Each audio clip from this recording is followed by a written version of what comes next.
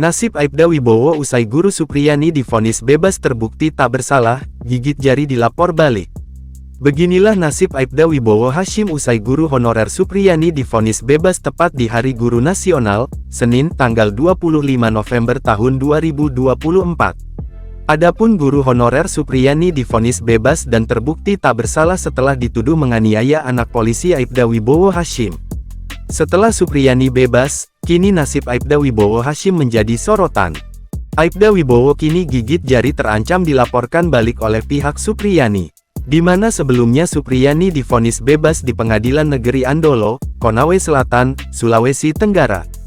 Majelis hakim menyatakan Supriyani tidak terbukti secara sah dan meyakinkan melakukan tindak pidana kekerasan fisik terhadap anak Aibda Wibowo Hashim dan Nur Fitriana. Supriyani terbukti tidak menganiaya siswa kelas 1 SD di Kecamatan Baito, Konawe Selatan yang berinisial D tersebut. Jaksa Penuntut Umum (JPU) sebelumnya juga menuntut Supriyani dibebaskan. Kuasa hukum Supriyani, Andri Darmawan, bersyukur kliennya divonis bebas. Majelis hakim tadi mengatakan bahwa tidak cukup alat bukti untuk membuktikan bahwa Ibu Supriyani bersalah melakukan pemukulan, kata Andri dikutip dari YouTube Kompas TV, Senin. Ia juga mengatakan kalau vonis bebas ini adalah kado untuk Guru Supriyani. Mudah-mudahan dengan kasus Ibu Supriyani ini, dengan vonis bebas tadi, juga menjadi hadiah atau kado. Sementara itu, nasib penyidik yang menangani kasus ini berada di ujung tanduk. Kuasa hukum Guru Supriyani sudah siap melaporkan balik setelah putusan ini selesai.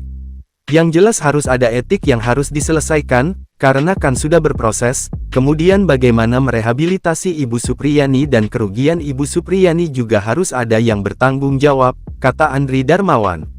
Soal adanya upaya menuntut balik, ia mengaku hal itu dilakukan untuk mengembalikan kerugian yang dialami Guru Supriyani. Andri juga akan memonitor soal sidang etik penyidik di kasus Guru Supriyani. Kita akan tanyakan perkembangan etik, termasuk apakah ada rekayasa, termasuk keterangan saksi, ini masih kita kumpulkan, tapi nanti setelah keputusan, jaksa kan masih ada waktu akan memberikan perlawanan atau tidak, tandasnya.